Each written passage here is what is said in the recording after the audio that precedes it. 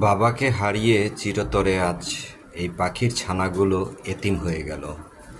তাই চারপাশ থেকে বাবাকে ঘিরে রেখেছে, যেন ওদেরও কত কষ্ট বুক ফেটে যায়। হতে পারে তারা পাখি, কিন্তু তাদেরও বোঝার মতো স্মৃতিশক্তি আছে, সেটা বোঝা যাচ্ছে। তাদের ভিতরেও কষ্ট আছে, তারাও